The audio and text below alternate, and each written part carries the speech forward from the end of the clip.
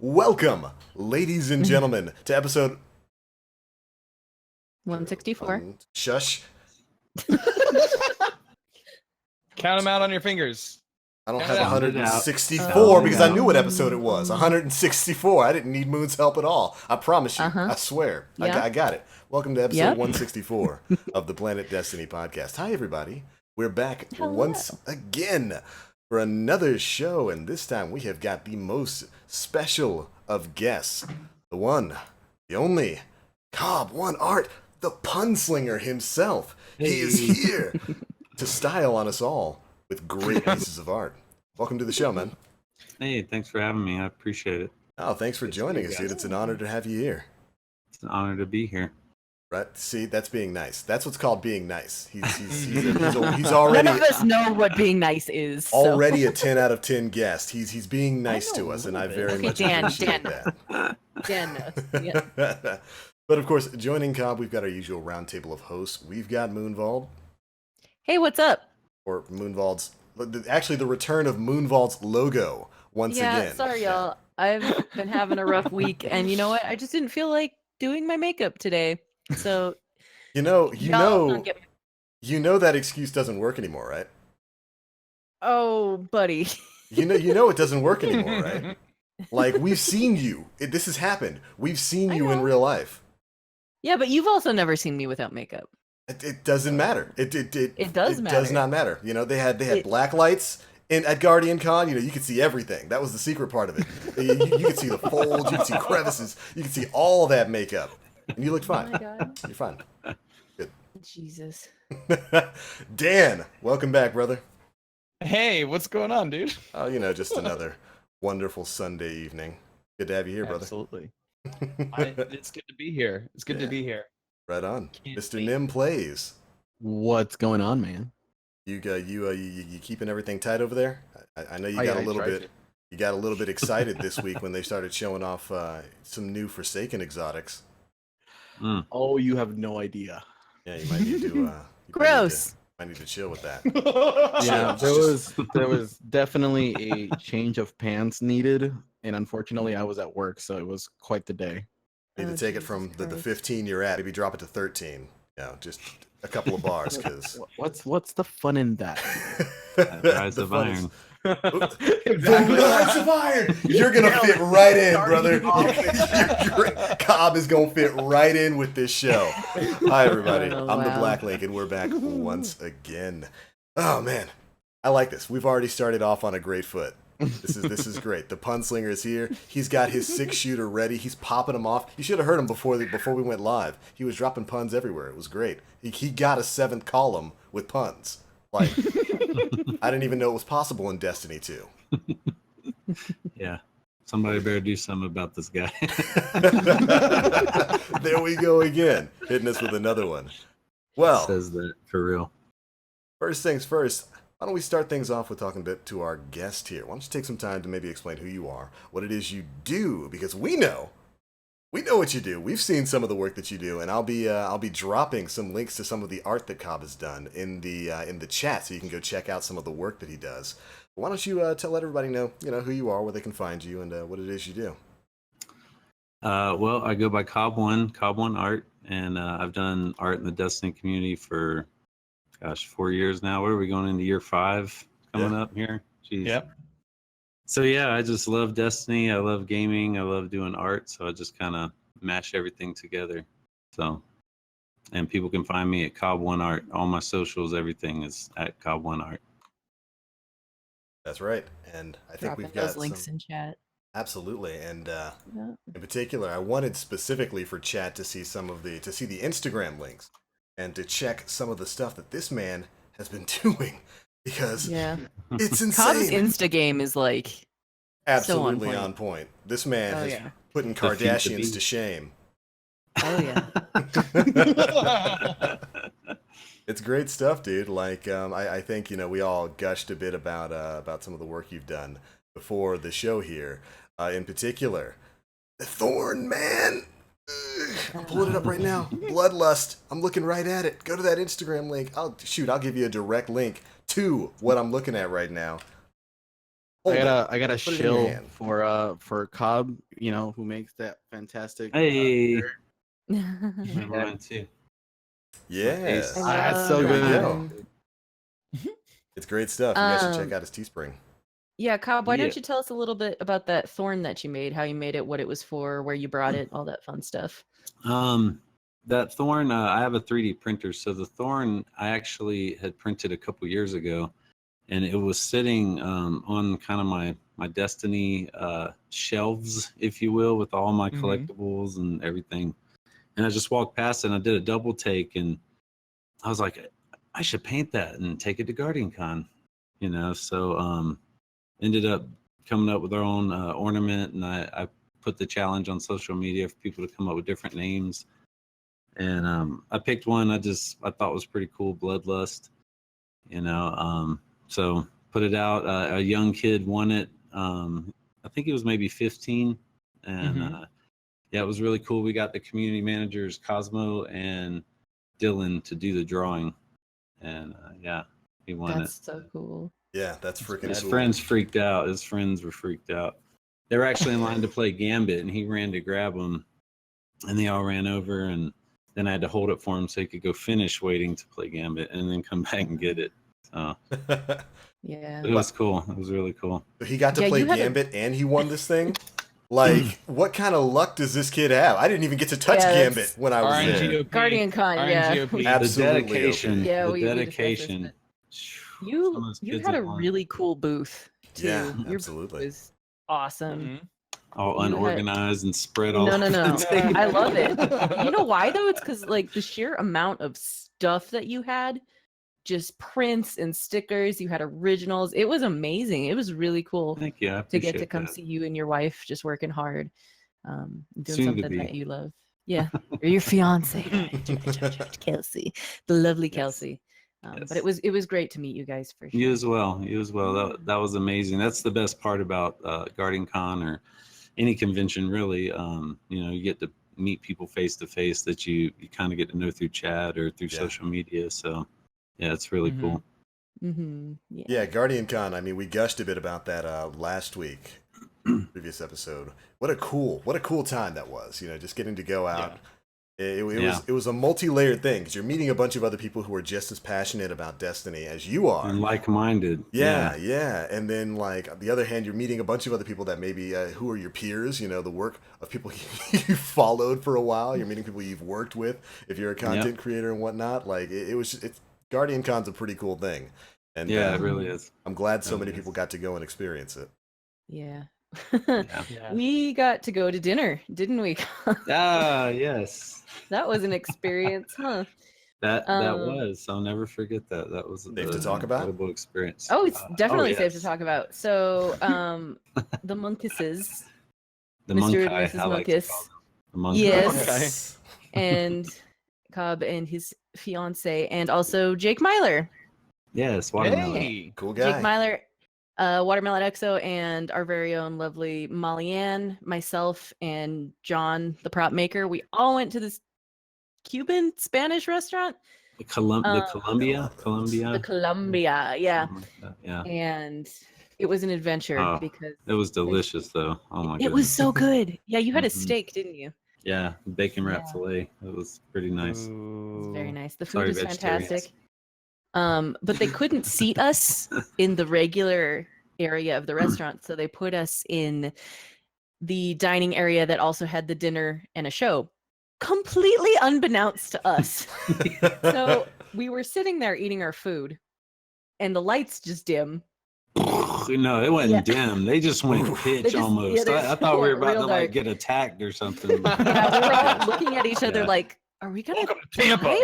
Yeah, I was like, what the hell's Yeah. going on? This They is get Get to Out. fork, Like, what the fuck? And suddenly music starts playing, and there are very loud flamenco dancers just on a stage right next to us. Yep, they had the castanets and everything. It was stomping with their loud So much wooden stomping. feet, shoes. Yeah. Yes. Yeah. and we all just memed about it the entire time too. I want to. As you should. That's It the was appropriate really response. amazing. Like, you know, it was very beautiful, very It loud. was Very loud. It was fantastic to watch though, because it was like this thing that we didn't know was gonna happen. But And then they tried to charge us, and we were like, "Sorry." yes, they did. Yeah. What? Yeah, the waiter got the bill, or the host got the bill all wrong and stuff, but we got it figured out. So that was Yeah. a lot of fun. It was cool. Highly recommend it. Definitely. The Columbia, Tampa, Florida. Yeah. Mm-hmm. Everybody comes back Colombia. with some stories. Yeah. Colombia. Where they will spook you with some horror movie stuff during your dinner and then charge Yeah, you for They it. tried to charge you for it. Pimping ain't Yeah. free. That was the first time I had a mojito ever in my life, and it was Oh, delicious. they're The so what? good. Mojito? Yeah, they are Mojito? good. Yeah, Yeah, Yeah, I love those things. Mm-hmm. so good. it was good. Everybody came back with such crazy stories from Guardian Con, you know, whether it's drunk Blessius in the hospital McDonald's. That's the thing. You got to like or- choose your poison. Like you can't do Yeah. everything. You got to like Yeah, pick your man. poison, decide what night you're gonna do who with who. But yeah, It's cool stuff, man. good times. Cool stuff. So, of course, you know, we all kind of come together over a single game, Destiny. That's kind of the thread that links everybody here. But of course, not all of us only play a single game. So I'm always curious whenever we have a guest on. What got you into gaming? What was really your first big gaming experience? Oh my goodness. Well, as you know or may not know, I'm pretty old. So I go back are we. to Atari 2600, ColecoVision, like all that good stuff. So my dad had Pong. Oh And, man. Yeah, and I guess my mother later told me like that they got in this huge fight because he like had to have it. Like when it was $200 for just a little line on the screen. And but yeah, so I grew up with Pitfall. It's a game Yeah. Combat where you used to count the numbers. Yep. And it was like different, like airplane or tank. So I would say Atari, and then that graduated to Nintendo, and I've had a lot of different home systems like Neo Geo and 3DO. So always been a huge gamer. So yeah, when Destiny came around, I got really inspired by their world and just started drawing it, and Mhm. a buddy of mine said, you should post that on the Destiny subreddit, and I'm like, what's that? But I got a lot of information from that once I started, using it. But that's kind of how the whole Destiny art thing took off. Dude, that's incredible. Like, I popped a smile when I heard the words ColecoVision. I haven't heard ColecoVision in decades. Oh, Yeah, there was man, a it's been baseball while. game and a submarine game. I had that the used to baseball play on it. game. Right, Yes. man. Oh my gosh. That's Back the in the thing I try day. to tell my son, he just turned 14, and he's growing up with all the dope graphics, and but I told him, I said, the graphics have changed. It looks way more beautiful nowadays, but the thing that's constant is the joy. Yeah. Like way back in the day, you got the same joy from a couple little colored dots bouncing some shit around, that you get now with God of War slinging the axe. Right. It's the joy has always been there. It's just it's started to look better over the years. I remember seeing Nintendo, the first NES, thinking like it does not get any better than this. Right. Wow. Like Mario went underwater. What? What? Mm-hmm. That's actually that's probably something old heads can really appreciate.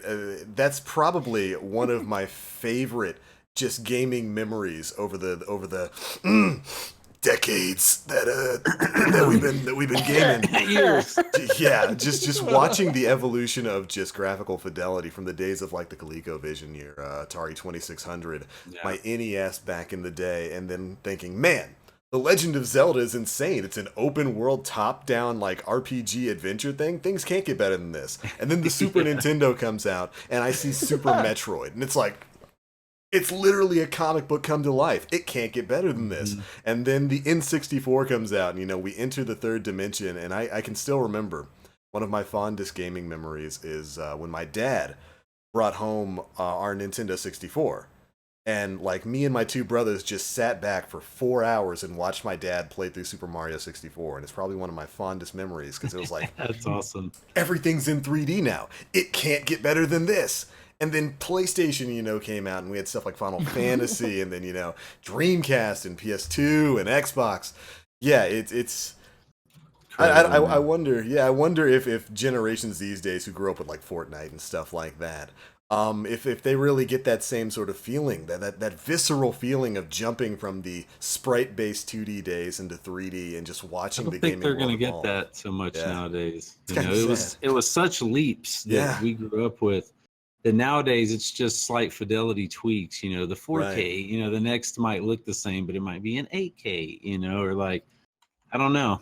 They really got to come with it nowadays, I think, to jump. You know, Yeah, it's gonna look absolutely. photorealistic. I mean, it's almost there now. You know, so It's crazy though, I man. don't know. Yeah. hmm Yeah, so got me all up in my gaming feelings right now, man. But Gaming feels. my gaming feels. Can we get that hashtag gaming feels going? Because you're making this old man tear up. But so obviously there's a lot of experience there with you. You've had a long history with gaming. What is your favorite Yes. gaming memory? Oh gosh. Um, I mean, that's probably impossible to narrow down. Best answer. I know Final Fantasy VII back on was that the original PlayStation? Yeah. It came with like 4 discs. It was Yeah. the first ever like giant bifolded CD Yeah. case. That was kind of like a big change because I had never really sank my teeth into like an RPG per se, and being the turn-based it was. But I remember getting the strat guide and going like front to back end. Like I got every single thing in the book, raced every chocobo, got every weapon, you know, fought every underwater boss. Like Yeah, man. yeah, that game was. I would say it was kind of one of those pinnacle games. It was just really magnificent story, graphics, all the summons.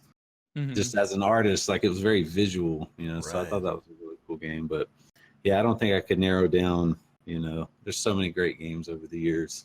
You know, so I mean, that's a good enough answer. I think that's probably the best answer when you can't pick a single game that really impacts most because there's so many great experiences out there. I can still remember when Final Fantasy VII came out and like, oh man, I remember the commercial for it. Like the commercial showed off the summon for Ifrit. It was like, yeah, whoa, look at that! It Yeah. even threw my microphone out of whack. Man, it's crazy. But that's in the game. What? yeah, like that's not just a commercial cutscene. That's a thing that happens, and it was. Man, Well, it was really great amazing. stuff there. Okay, those are my questions for the guests. You guys come up with something because I'm happy. I'm just gonna sit back and reminisce about gaming experiences now. What are Mhm. go for it, Dan. Oh, I was so you're a Topps artist, like a Topps card Oh, trading card, like you're an artist for them. How did that come about? I have a really good friend of mine. His name's Nathan Kennett. He goes by Soundwave in my clan. My clan, we used to have all like comic book hero villain names. Mm-hmm. That's a whole other story. But anyways, he's been trying to get in with them. He's a huge Star Wars fan. He's actually part of the 501st. Mm-hmm. But he's been drawing for him for about a year, and he's just been like on to me. You know, I should really try to do it. And Mm-hmm. you know, I always just kind of kicked it around, but finally I told him I was ready to like submit to somebody. So he gave me a guy's contact information, emailed, didn't hear anything for almost a month, like nothing. And I guess the way they do it is after you submit, you don't hear anything. You just get an invite to the next set, like they're drawn. That's So not terrifying or anything. yeah, well, I kind of I just did it almost for funsies, just to kind of Yeah. see and maybe do a set. But it's kind of a cool process, like everything you have to go through, knowing that you know you send scans off, and then Lucasfilm has to like approve your artwork, and then That's amazing. once they do, then Topps takes the 1-for-1s. They're not replicated. They take the originals and they stuff them in random packs that go around the world. So I've got 34 coming out in October. It's called Star Wars Finest. So I'll have 31 cards in that set if they all get approved. Mhm. That's awesome. And then Walking Dead, I did 34. I get 3 back, so 31 of those will be out October as well. And that's Wow. Walking Dead Hunters. This came out pretty cool. I can't like show anything until the final product until they're actually out. But yeah, That's I can't wait to share all that. Yeah, so That'll So- be really cool. Yeah, like so did it just show up in like a black envelope? Just the invitation. You get it. It's just a big FedEx box. This is how Mhm. they package them right here. Mm-hmm. This is the set I need to finish in the next 2 weeks. But yeah, it's a bunch of padded styrofoam, and then your cards are like right here. It's like I was showing you guys earlier. That's Blank. awesome. And then once I'm done, I have to sign them all. They wouldn't let me do my @KobOneArt, and I asked the lady, and she's like, "No, if you wouldn't do your handle, we'd appreciate it." So I did. That's my name. Yeah, so I write my name Kelly Baber, and then I still tag it KobOne. So. But yeah, so I should be getting some back from this first set. For every 10 that you illustrate, you get to keep one as an artist proof that they acknowledge, certify, and you just get it back as if you like drew it out of a pack. So you know, I can sell them or keep them.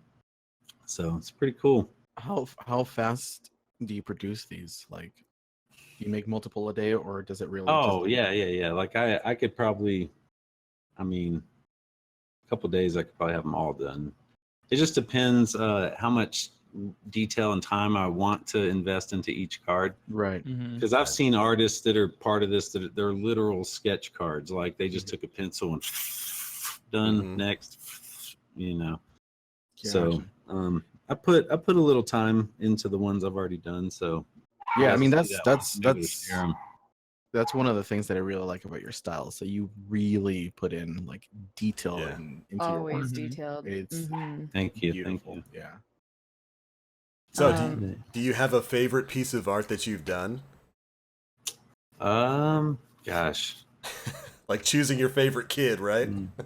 Yeah, or favorite, you know, cell in your body or something. You know, like it's I don't know. Every piece of art I do, you know, I love it. There, you know, is there any like piece of art that's like brought you like a favorite memory? You know, there's pieces I've done.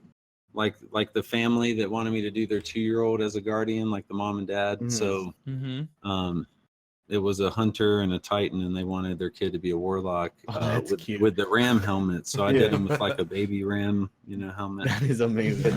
that one got a lot of response, especially down at Guardian Con. And then I did one for a guy on Reddit, a Canadian guy that Guardian that lost his house in like the big fires out there a few years back. So I did a piece, donated to him, and then they contacted me after with him holding it and like, you know, tears and all this. So it's super emotional, awesome. You know, but stuff like that, you know, I think that's cool. Or like hearing, you know, people tell me that I, you know, inspired them to get back into doing art or, I am one of those people 100%. Like after meeting you and again, Mr. Brian Munkus and everyone else, Jake, at Guardian Con, I was like, wow, I really need to start illustrating and painting and drawing again. Do it. Like, obviously I love doing Planet Destiny stuff and I love like being active in the community as, you know, a job now, but like art is really where my heart and soul kind of lives. Art and soul.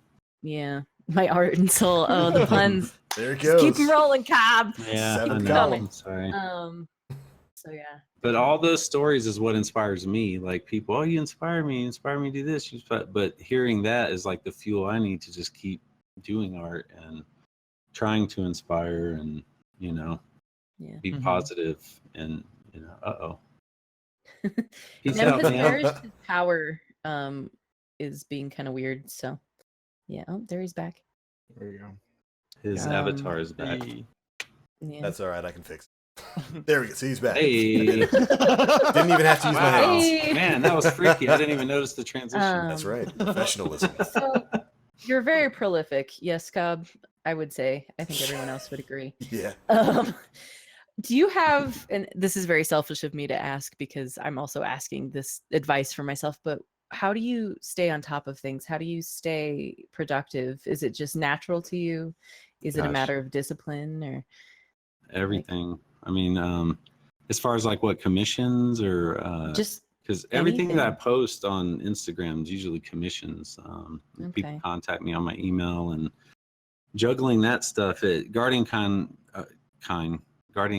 kind of set me back a little bit on some commissions. So it's been like a scramble.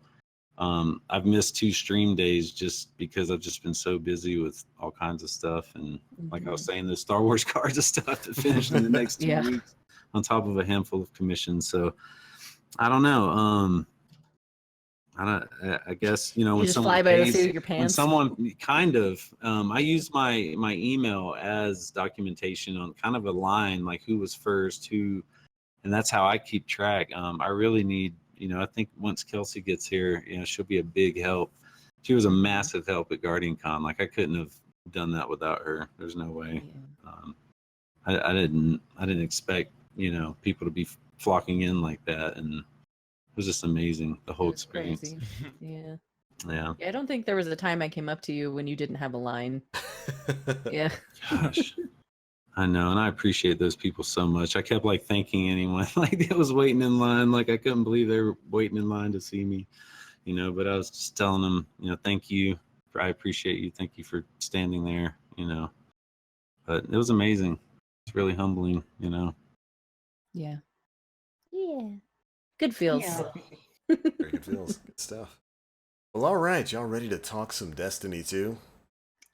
What is I that? think so. What's that? Weird game that I play in between Warframe sessions, I guess. Well, it's been Wow. kind of a busy week in Destiny 2, and we've got a busy week coming up ahead because in just a couple of days, Solstice of Heroes is finally going to be dropping. You're going to be able to get in there, do some story missions, some revamped story missions, and get yourself some resplendent armor. Some of the challenges and whatnot. Yeah, getting that first armor set back and then turning it into something shiny. I wonder how quickly people are going to be able to get that done. Nim and I have a rather salty theory about Solstice of Heroes. Yeah. Let's hear it. It revolves around two words. Two words that we're all very, very familiar with when it comes to content in Destiny. So let's break it down. It's Solstice of Heroes is going to revolve around basically milestones and you completing revamped story missions. There's going to be 5 story missions that are tied to statues within the tower. Nim and I are pretty sure that you're I see where this is going. probably only going to be doing maybe one of those missions a week. You know, 5 weeks, 5 story missions. Story missions. Bunch of different challenges for some armor. I think there's a term for that. Vexgate? No, but it's actually that's you know, it's hilarious because what's another way to describe Vex gates? Time gates. Don't stare into the camera like that. It's blacklisted. Time gated content. I'm pretty sure this is going to be a heavily time gated content event. We're probably only going to be able to have access to one story mission for that week. You're probably going to have other challenges and whatnot. They did say there's going to be like quest challenges and stuff to do. But it'll probably be one story mission for your armor thing, and then you wait till the next week. Just getting the disappointment out of the way, because not 100% chance that that's going to happen, but it's probably going to happen. You know, they've got to pad out content before Forsaken comes out. We still got another whole month before that thing drops. But the good news is we're, you know, almost a month away. It'll keep you busy for one day out of the week for 5 weeks. It'll keep you busy for a little bit of time. Thankfully, it looks like the rewards are well worth the time invested in there, since you're going to be getting, you know, your 400 power armor, and it's pretty. It's super pretty. It's very pretty. We all gushed about the armor sets last week. Yep. Have you had a chance to see them all, Cobb? I don't believe I've seen all of the ones that you're describing. No, I haven't. Oh man, it's basically the armor set that you start the game with, but Okay. you kind of build it up. It's going to have a bunch of ornaments that you basically unlock with it. When you begin with Solstice of Heroes and you get the full armor set, it's going to be like the cracked, beat up version of it that we had at the beginning of the game. Like the warlock with the rope tied around rope her bond, arms. Yeah. And it'll be the torn up, burnt down version you had at the beginning of the game after the Homecoming mission. And then as you complete story missions and complete challenges within the Solstice of Heroes, you're going to unlock additional ornaments that will upgrade the gear and make it look different. Then its final form is going to be like shiny and have something called They've released the images of those final forms. They have. They I'll are. see if I can find them. Thank you, If Tom. you They're pretty. if you by any chance have the Twitch chat up. The link is down there. Mm-hmm. Right. This is why you yeah. gotta listen live, people. I say this every week, but like, Got to. there's so much stuff you're missing if you're not. Supplemental material. Yeah. You're missing out on the experience. But yeah, so that'll be starting up this coming week. By the time you're listening to this, if you're listening to the audio version, it might already be live. So what are you doing? Go play some Solstice of Heroes. Get those story missions done. I'm really, really interested in seeing what they do with those story missions because they didn't really tell us how exactly they're going to be changing, and I'm wondering if going to be maybe some new paths, new bosses to fight in there, or modifiers or something like that. Have we heard anything else about it? I don't think so.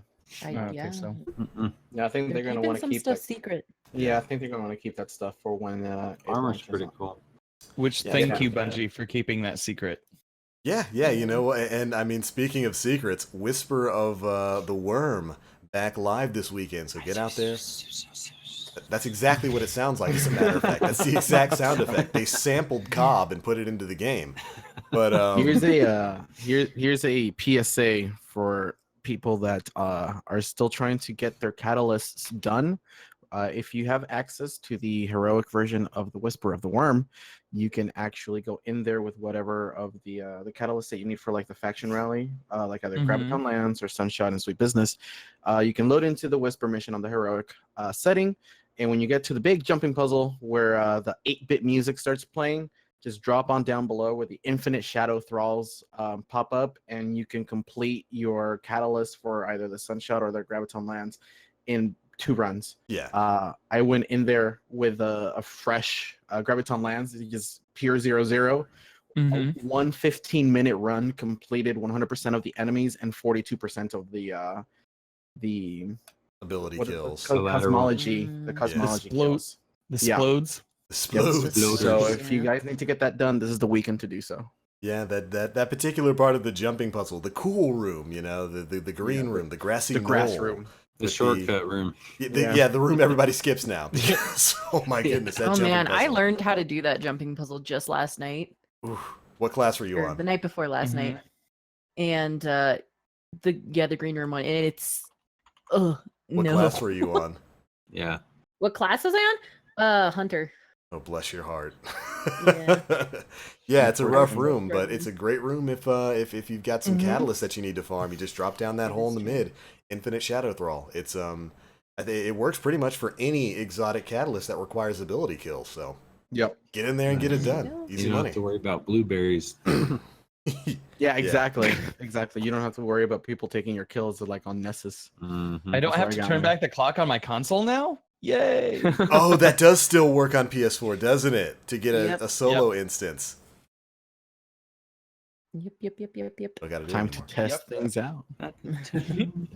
Right, but yeah, you know, the Whisper of the Worm has been just such a fantastic addition to the game Really that has. nobody saw coming.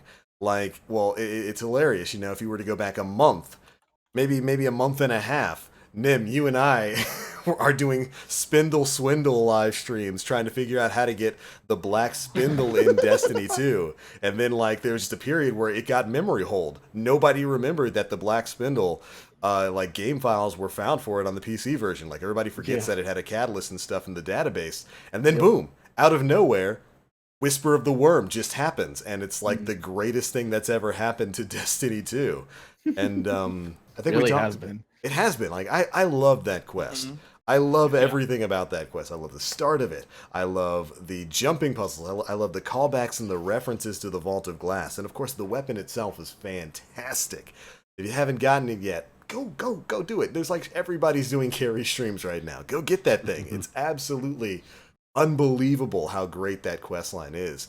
And I think we might have mentioned this last week, but I don't know how many more Whisper of the Worm-esque surprises Bungie's got down the pipeline, but that gives me hope for Forsaken, man. Like, Yeah. So if you haven't seen the latest Game Informer video, they do ask Steve Cotton and Scott Taylor if we are going to be receiving more missions down the line, like the Whisper of the Worm. They said that there will be, but there are going to be a little bit different. that's fine by me. So Yeah. we got more incoming. It was Good, good. just I like secrets and There- surprises. right. They're tied to Cabal drills this time. Please no. Never that. Never forever that. I Cabal wish you again. could see the again. 1,000-yard stare on Dan's face right now. Just Man. In the arms of Ugh. the angels, playing softly. Yeah. I mean, that's the kind of thing I want more of in Destiny 2. And like when I think of the possibilities with the new in-game world space in the Dreaming City, that what could they, if they could do this with a single lost sector on Io? What could they do with an entirely new in-game world space, a raid layer space? It's supposed to be the A lot. largest one to date, too. Right? Yeah, man. There's some cool Mhm. stuff that's tied in there, and I really cannot wait to see what's going to be coming in Forsaken. It's cool stuff, man. Mm-hmm. What else did we have go on this week? We had ourselves a TWAB. Yeah, we Interesting did. TWAB. the twerb. And that TWAB started out with us getting a pretty cool look at a bunch of new exotic weapons and armor. Didn't it? Oh, yes, we did. Man, let me Yes, pull up it the did. list. Yeah, we've got a bunch of new exotic weapons and armor and a brand new video put out by Bungie. And holy crap, these things look amazing. Like, absolutely incredible. We've got, of course, the two-tailed fox, which was previously named the twin rabbit. That's that dual-firing rocket launcher that shoots a void and a solar missile. I think the void missile like suppresses enemies or something like that, and the solar one leaves a Mhm. burn. That's so nasty. Just what I wanted. And it's got native I know. tracking, which more rockets in Destiny 2 need. Hmm There are I'm a lot gonna of- die so hard to this. It's gonna be great. gonna be Somebody, wonderful. I hate to interrupt you, but somebody was like, "What if the catalyst is a third rocket?" Somehow, I would appreciate it. that would be You pretty have cool. to change the weapon model now. I mean, that is Give true. it a third barrel. Yes, Mhm. give it a third barrel. It's fine. Man, what a... Yeah, it's cool stuff. So we've got the list there. I'm assuming most of you guys have seen the list of exotics that we've got. Anybody here got a favorite? Starting with our We all guest. know what Nem's gonna say. We can Yeah. skip me. Nem stays quiet. No, until the Nem, end. tell us. No. You guys go first. Wait, I'm predictable. Like you guys should know by now what I am going to say. Boy's got a I want, one-track I mind. want to hear what you guys are looking forward to. I'm an AR guy, so the funky 4-barrel AR looks pretty Mhm. cool. Yeah. Oh, the Cerberus Yeah. +1. The Warlock Cerberus. something fire, where it Chromatic gives you, fire. The chromatic Yes. fire gives is you gonna be Dragonfly on your absolutely kinetics. nuts. Yeah. Oh man, Midnight Coup with Firefly. Crimson Firefly. Crimson. Ugh. Oh, Holy moly. Nasty. Absolutely filthy. Vigilance Wing. Oh, the possibilities. Yeah, that's that. I mean, specifically with the chromatic fire, that's probably going to be my choice because holy crap, the possibilities there. One, we're getting Firefly back on kinetics, which is wonderful.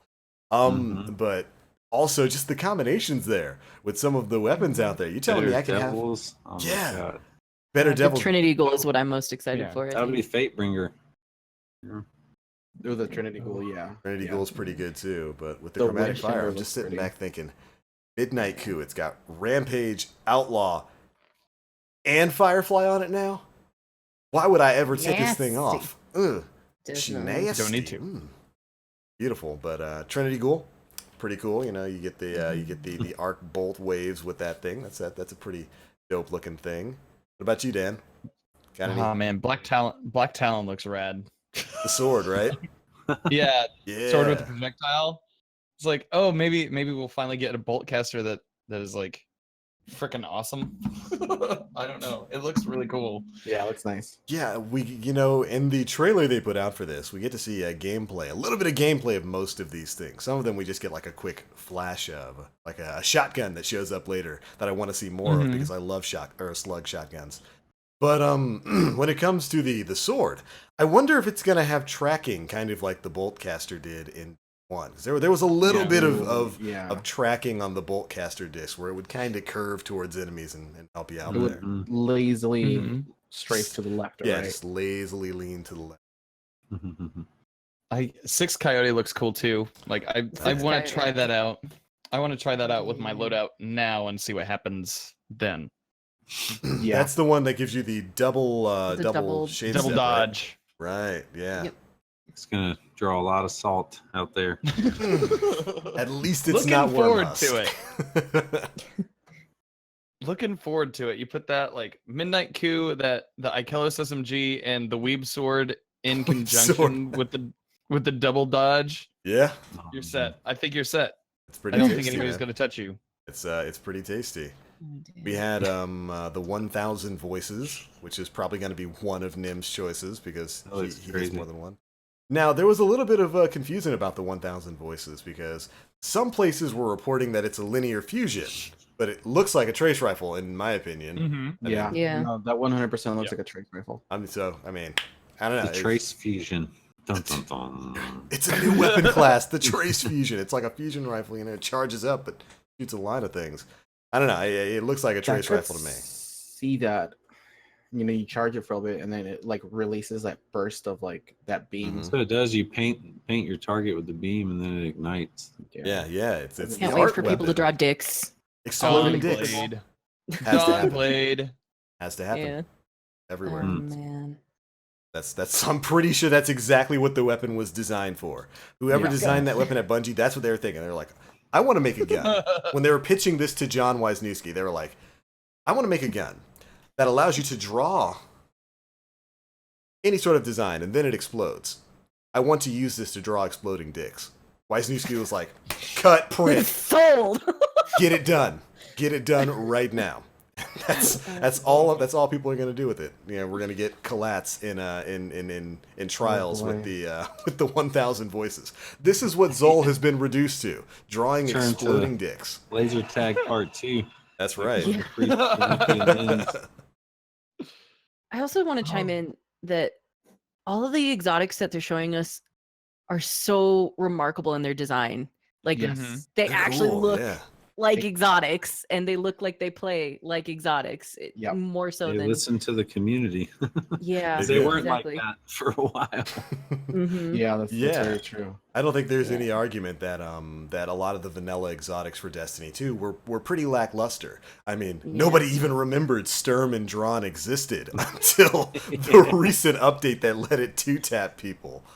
And I think that's a marked change that we've seen with Bungie and their design for exotics, with some of the revamps we've had to exotics right now that are just absolutely ludicrous and just really powerful options in the game. And it looks like they took that to heart with their designs from the ground up in Forsaken, Yeah. because all of these look like they're really different. They have different ways to play, and they're really, really powerful.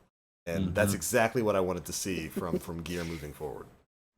The community was like, make it more ridiculous, and then we were just like, Make it Okay. yeah, something we'll want to buff or nerf. yeah. Up the ludicrous. Yeah, Turn up Bungie the was 10%. ridiculous. Yeah. They have a the- dial. Father! The internal Father! team was like, all right, hold my Gjallarhorn. Yeah, yeah. It's about time. Shit. Dude, like it looks so good. Like that wish ender allows you to see through walls, and it Oh, pierces man. through targets. Like Yeah.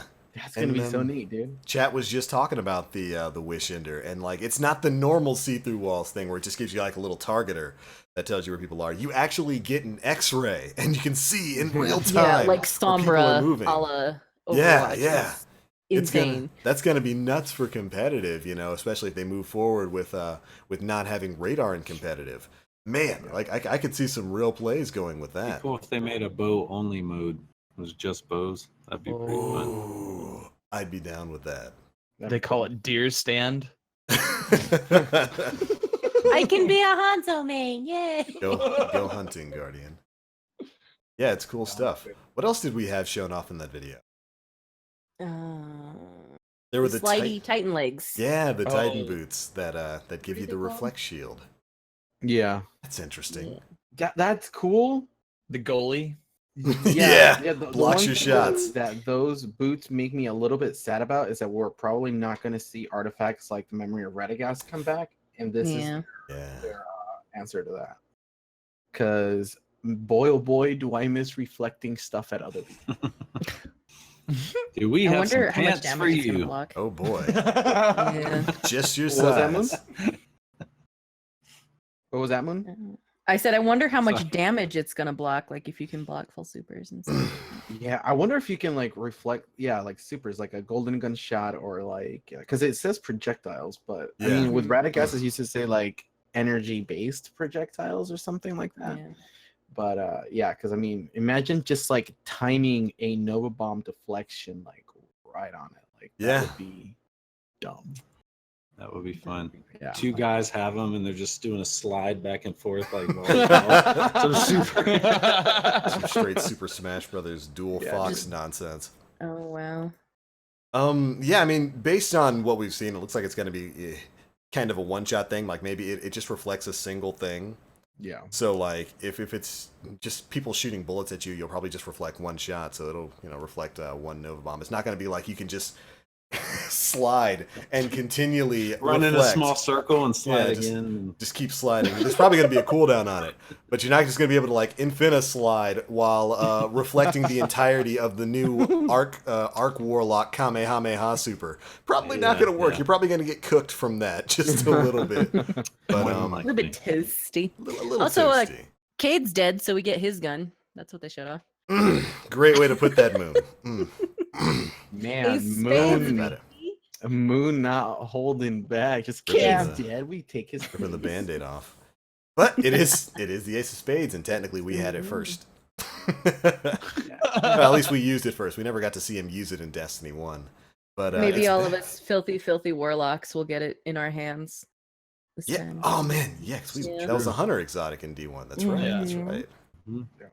Yeah, another reason to run all three characters. You never know when you're going to get a classic. That was the exclusive exact exotic. reason that made me choose to make a hunter. Really?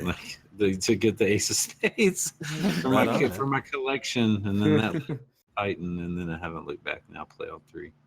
I wonder if we're Yeah. gonna get like a Tlaloc or a what was the Mobius Yeah, the for shoddy Titan? in the bubble. Yeah. It was the Yeah. Fabian strategy. Fabian or the strategy. Fabian strategy. Fabian the Mobius was strategy, the shoddy, the legendary one you got Yeah. first.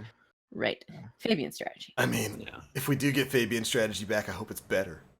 'Cause Yeah. it wasn't Oh, great yeah, in for D1. Yeah. Luckily, I mean, well, they did mention that there is not going to be any more class exclusive weapons. Oh yeah, not class Mhm. exclusive, but like Yeah. if they'll just Bring those. Bring those bring forward. those back since they Yeah. Yeah. Moloch was great. I mean, that was Yeah. probably That the thing best was of the just three. dumb. Yeah. Yeah. when Sunsinger. Rate of fire increase. Man, the so damage you could put fun. out with that thing was just primo. But with the Ace of Spades, it's seeing a change in this. Its ability is a little bit different this time around, isn't it? Mm-hmm. Mm-hmm. What is the new version? I Bring it think up. it's increased damage.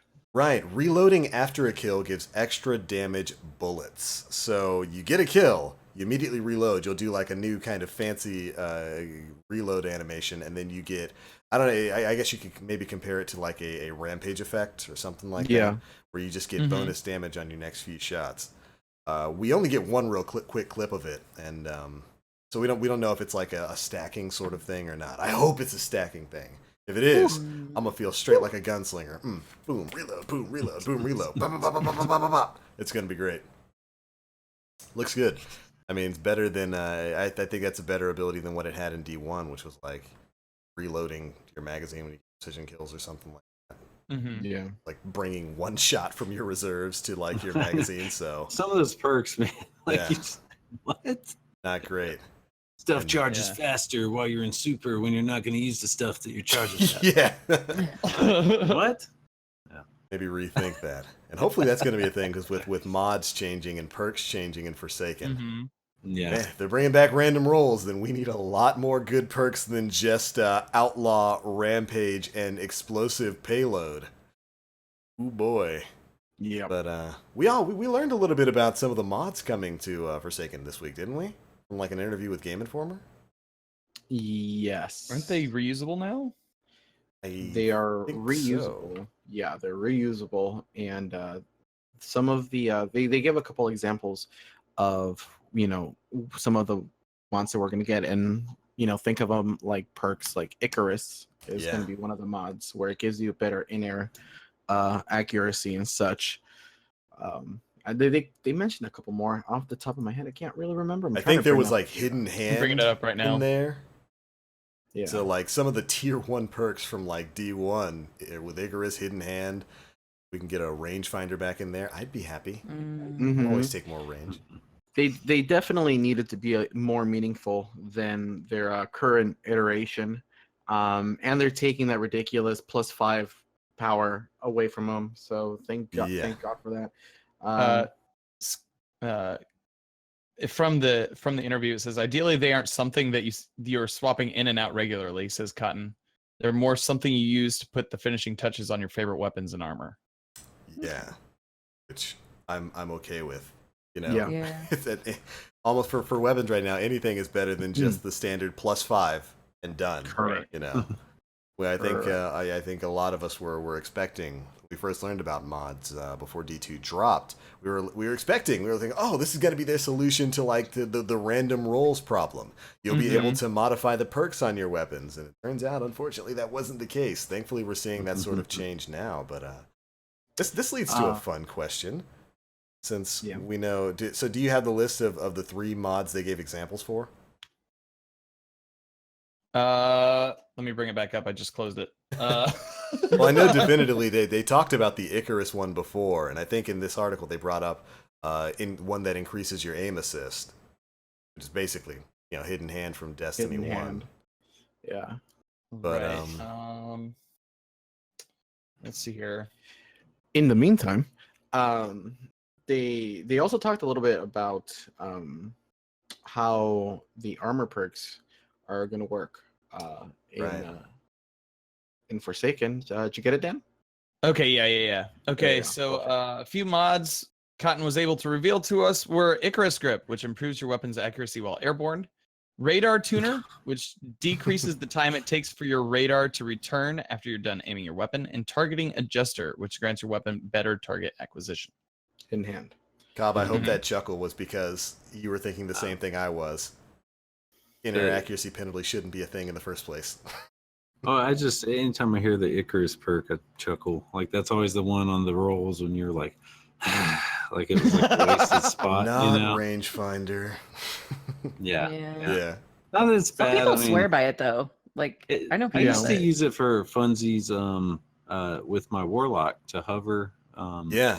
Not even with that perk, but I think one of the classes had that available to it. You could hover while ADS. But yeah, it can be strategic. But then other times you're straight up duck hunt, just sitting there like I'm right here, shoot me. Blasted Yeah. dog coming in collecting you.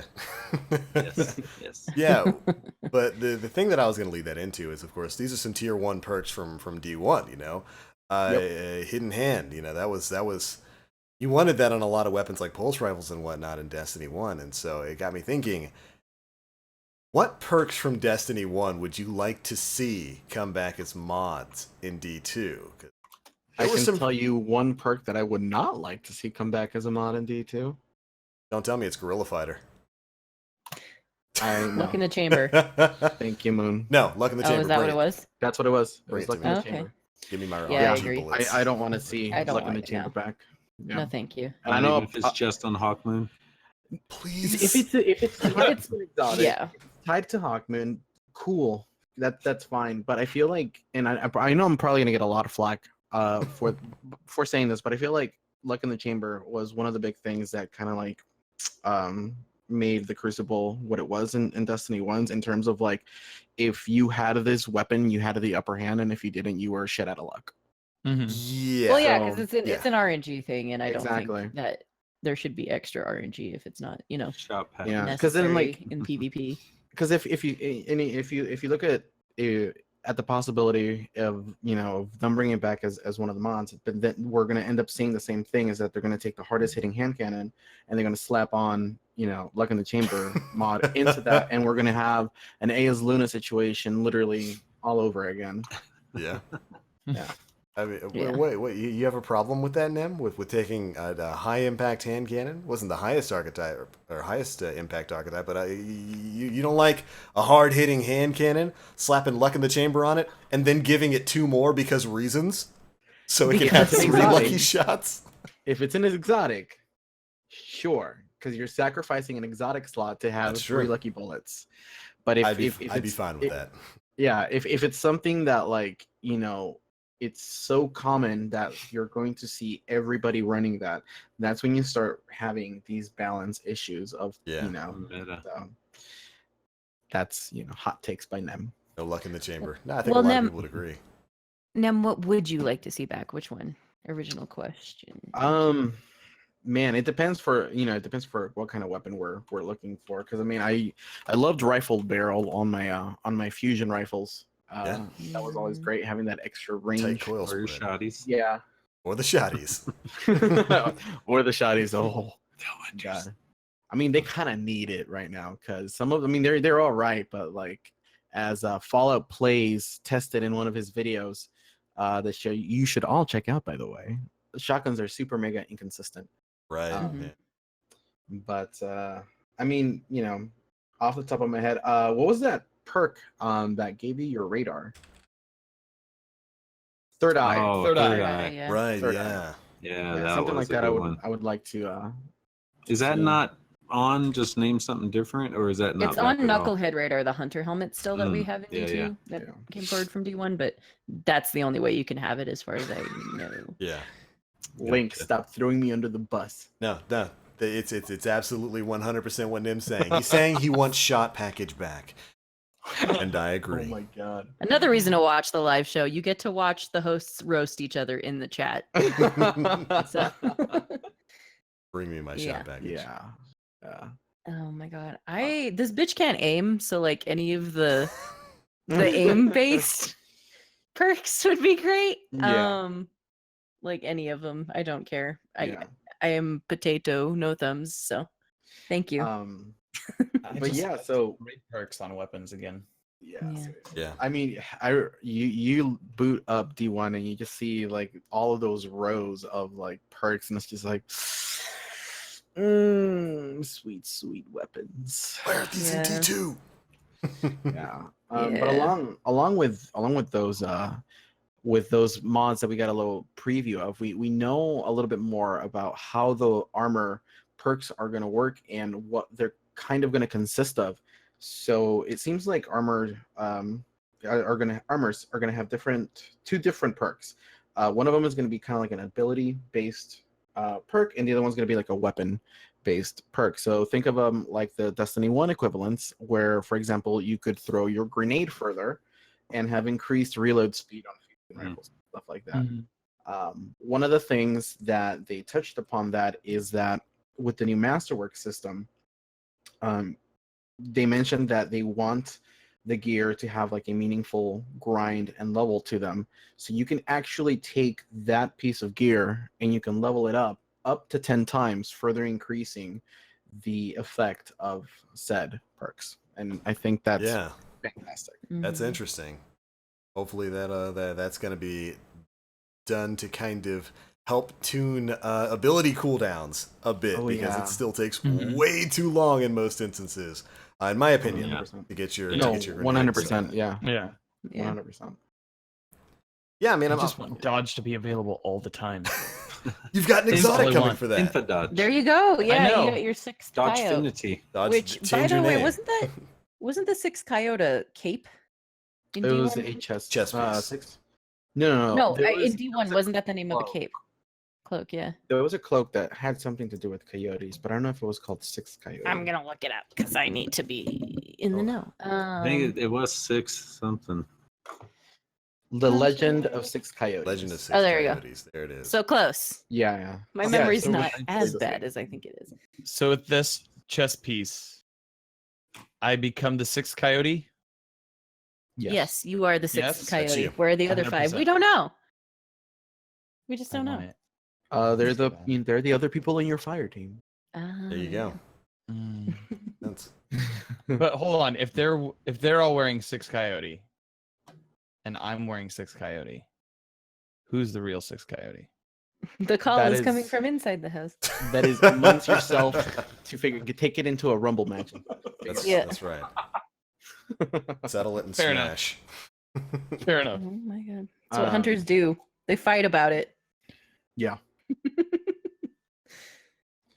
Right on. So what else do we have in the TWAB this week? I know we got the scheduling for the month of August. We've got Supremacy, yay, coming up, I think, this coming week.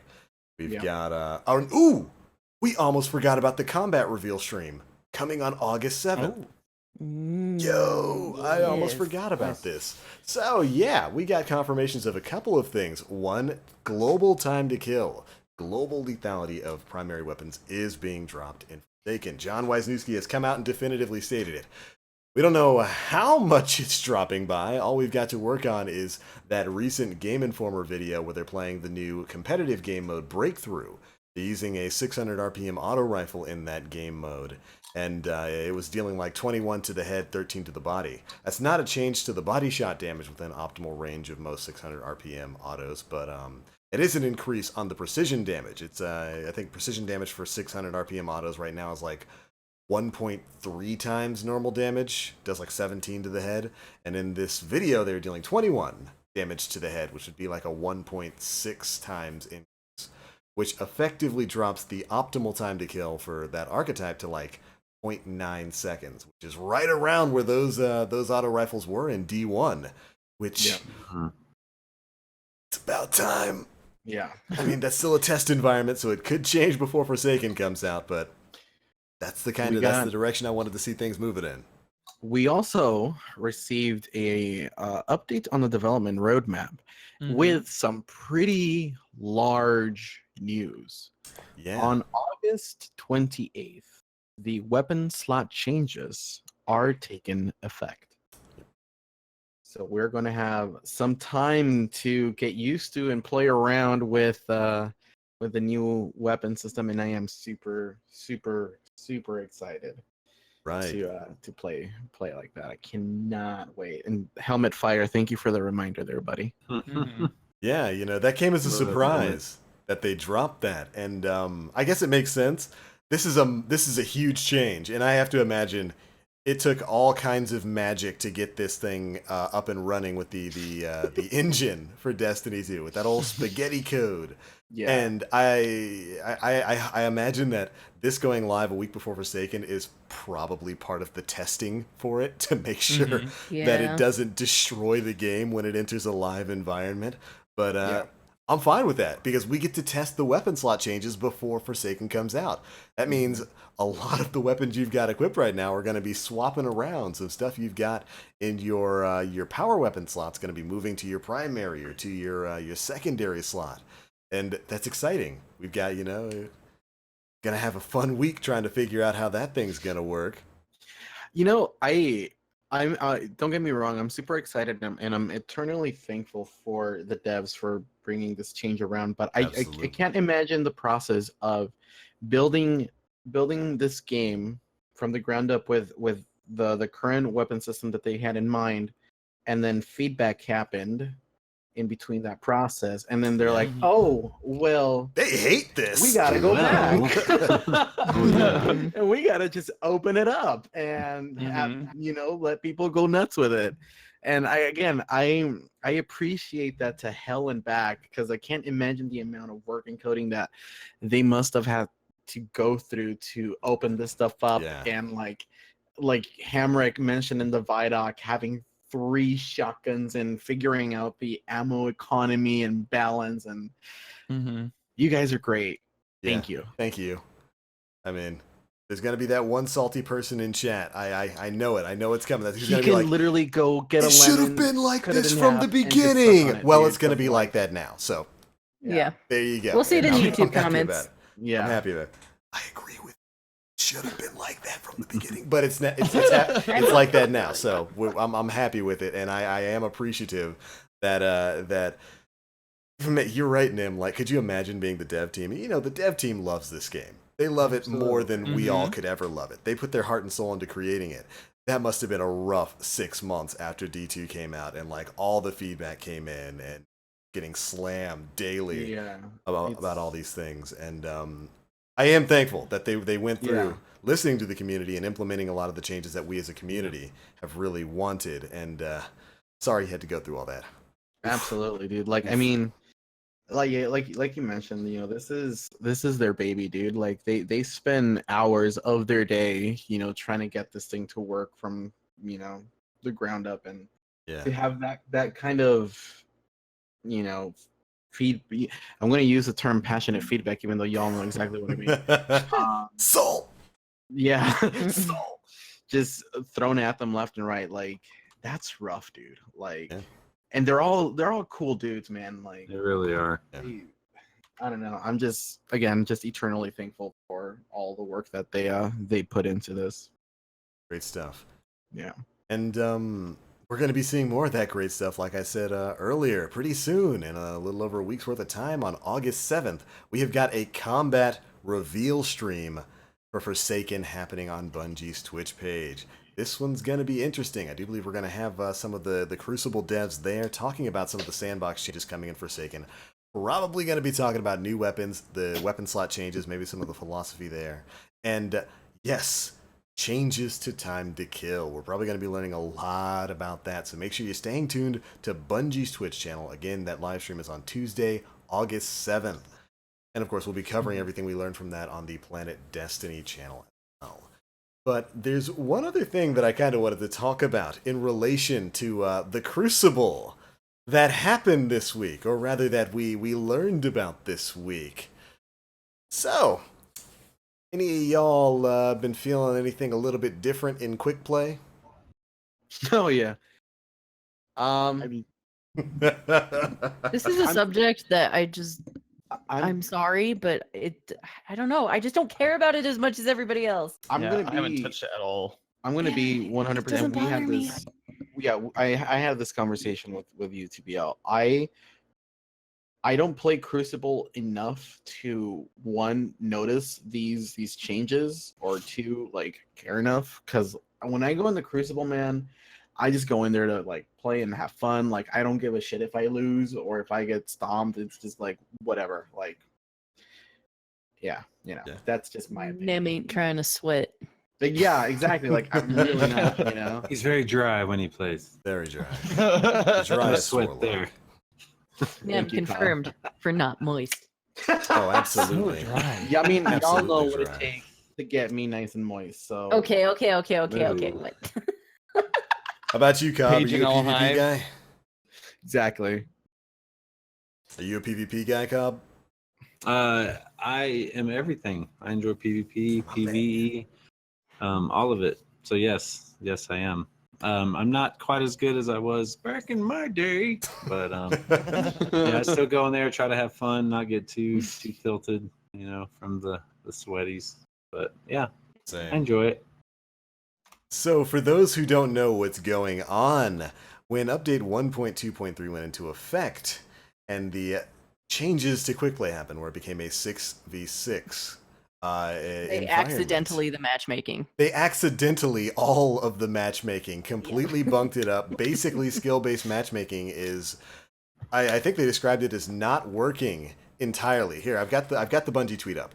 Today, we've discovered an issue with quick play matchmaking. We are actively investigating the depth of the issue and currently believe that neither connection nor skill are being factored correctly when forming matches. And then we got ourselves an article over on the Bungie forums where they go a little bit in depth into this, and we get to hear from Derek Carroll, who said, "Today we've discovered an issue with quick play matchmaking. We're actively investigating the depth of the issue and currently believe that neither the connection nor skill is being factored correctly when forming matches." And with the release of 1.2.3, they introduced 6v6 and all that kind of stuff. Basically, skill-based matchmaking and connection-based matchmaking are turned off right now. So if you've been going into Crucible and smashing left and right, and then getting smashed left and right, congratulations, welcome to the Wild West. This is what quick play is like without a skill factor. And some people love it, some people hate it. You can actually put me into the group of people that enjoy it. I haven't played, Nim's right, we had a conversation about this earlier, and it's actually hilarious. Because we were playing with Story Machine. We had finished up running some Nightfalls, and Story was like, "Oh, well, you guys want to hop into PvP?" And I was like, "Yeah, sure." I hadn't played PvP in like the last 2 weeks, so I figured, why not? Just go in there and play around. And we were having a conversation where Story was like, something feels different in the matchmaking. I can't quite put my finger on what it is. That's my best Story imitation I can do. My voice is too deep. I'm sorry. Irish. He's Peruvian. He is. He's actually the most wonderful Peruvian cup of coffee you'll ever meet. But he was just like, yeah, I don't know what it is, but this past couple of weeks, something in Quick Play has just felt different. And we were like, oh well, yeah, that's kind of weird. And we hopped in, and I noticed maybe a little bit of it. And I've played a little bit of PvP since. I've definitely noticed the lack of skill-based matchmaking. There are some games where it's just individuals who don't strafe, don't jump. They can't fire and do anything else at the same time. They have to stop Don't and stand drag me still. like this, TBL. And I destroyed them mercilessly, endlessly, over and over again. And then, as usual, the next game I'd get like Inkuch or Gigs and something and get mollywopped. And yeah, so there's a lack of skill element there, and it sparked quite the conversation. If you go to the tweet that Bungie put up about this, you'll see a lot of replies from people saying, "Leave it this way," because it's the most fun they've ever had in PvP. And partially, I agree with that. I've rather enjoyed these past couple of days of quick play, both bopping and getting bopped. And I'm not going to get into too much of a rant here. I've had you guys, if you've watched the show for longer than a month, you guys know how I feel about skill-based matchmaking in Destiny's history, and the way they handle the algorithm with how it tries to enforce a 50-50 win-loss ratio. So I'm not going to get into that thing. All I'm going to say is, if you're enjoying PvP and quick play right now, enjoy it. Go in there and do stuff, and give your feedback to Bungie on it, because they're always listening. And whether or not they're going to change things back to the way they were before, where quick play was a sweat fest, we'll find out. I mean, I told you this. I got matched up the other day. I was in quick play, just wanted to chill, and I bring up my ghost because I noticed a clan name on the opposite team that sounded really familiar, and I open up the roster and I inspect and I see Primal, and I'm like, oh wait a minute. And then I'm scrolling down through the list, and then I see 4 of them that are in Primal, and then one of them is Enkuch. And I'm like, okay, so I'm not winning this game. This is what's happening right now. This is when Nem's soul just left his body. I was just like, okay, so I'm just going to do my best and just run. Nope, I'm dead. All right, I'm going to just go spawn this way. Oh, that's a fighting lion. All right, I'm just going to sit here. I'm just going to wait for this to happen. You Yeah, stuff just enjoy yourself it. into a corner in the back of the map and cry. That's what you do I when just that put on happens. my Ward of Dawn, and I'm like, all right, this is my life for this game. Like, this is happening. What do you guys think the reaction was when they discovered this thing? Just like in the office. Someone got that yelled day? at. No. I was just like, oh my Steve, god! why did you turn are off you kidding me? matchmaking? When did you turn it off, Steve? When? 2 weeks? We've been doing this for 2 weeks. PvP's been fun for 2 weeks? Shut it down! Shut it down now! You're having fun? What? Oh, yeah. Man, what a hilarious mistake on someone's half. Someone put in a 0 instead of a 1, and it just shut everything down. And I mean, love it or hate it, it's happening. I've been enjoying my last couple of days. To be clear, none of us actually think that's what's going on. We're not that, not that dumb. Steve, no!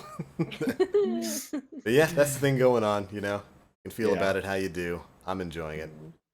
Yeah, Don't enjoy yourself. they have mentioned that they haven't taken any action. They're just Right. monitoring They're the watching. situation, and they're not going to change anything without saying what's wrong or why they're doing it. So So As of basically right doing now- free play testing. yeah, Yeah. as of right now, Bungie like, pay me.